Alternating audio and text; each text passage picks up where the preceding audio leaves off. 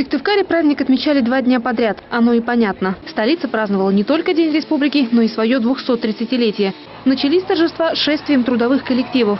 С транспарантами и шариками по Коммунистической прошли 2000 человек из 50 предприятий и организаций.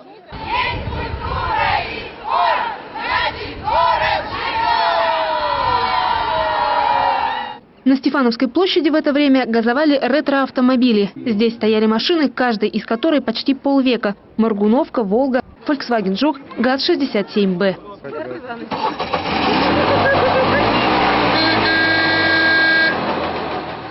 Недалеко от Стефановской в это время бойко шла торговля. Свои товары на Георгиевскую ярмарку представили 200 предприятий. И только третья часть из них – местные производители.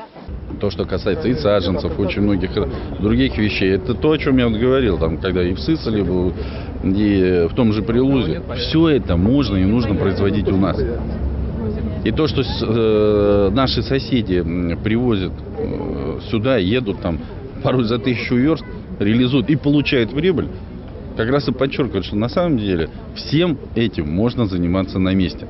Глава Коми, кстати, поддержал местного производителя. Купил мед у пчеловода из Сыктывдина Андрея Полуэктова. Возле столичной мэрии в это время мелькали девушки в белых платьях. Они собрались на дефиле невест. Все происходящее фиксировал на камеру человек в черном костюме. Это Дэвид Казас, мэр американского Лос-Алтоса, города-побратима Сыктывкара. У вас много событий на разных площадках. Есть что-то для детей, что-то для взрослых, где-то играет музыка. Хотелось бы устроить нечто подобное в своем городе.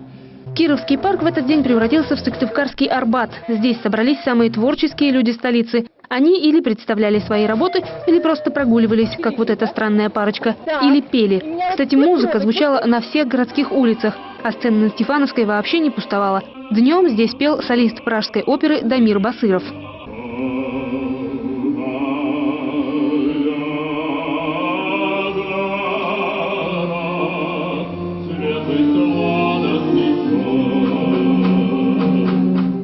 А вечером зажигала звезда российской эстрады Жанна Фриске.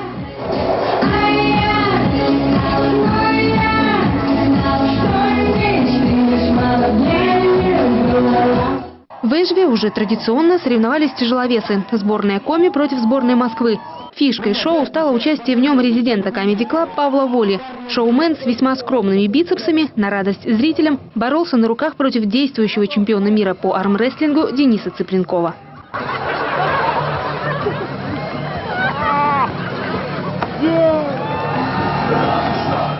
В воскресенье на Стефановской площади развернулся республиканский фестиваль национальных подворий. Здесь можно было не только посидеть в юрте или чуме, но и отведать блюда национальной кухни.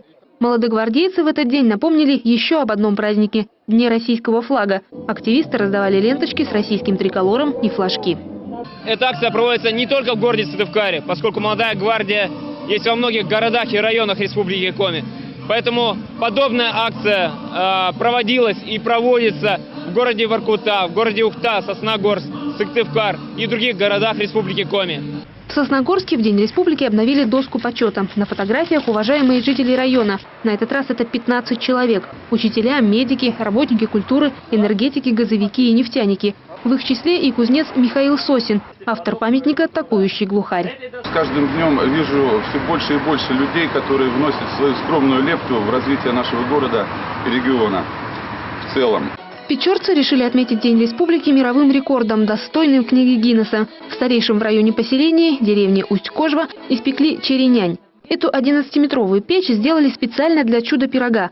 В пятницу в ней испекли первый, пробный рыбник. К изготовлению второго, рекордного, подошли с особой осторожностью. Я вас очень прошу, не спешите. У нас нету на время ничего, да? Нам нужно, здесь тепло, нам нужно все сделать красиво.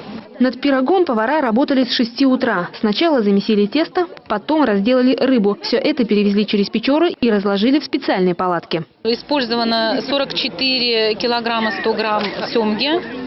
Это вес нетто, уже разделанный без костей. В готовом виде завесили тесто было 72 килограмма. Пирог поместили в печь, и через час он был готов. За всеми этапами приготовления наблюдали независимые эксперты. Именно их оценка станет решающей при регистрации рекорда Гиннесса. Они замерили длину рыбника 10 метров 55 сантиметров и попробовали черенянь на вкус. Пирог соответствует заявленным требованиям. Очень вкусно. Хорошо пропекся. Все материалы отправят в Лондон. Будет ли печорский рекорд признан, станет известно в октябре. Светлана Некрасова, телеканал Юрган.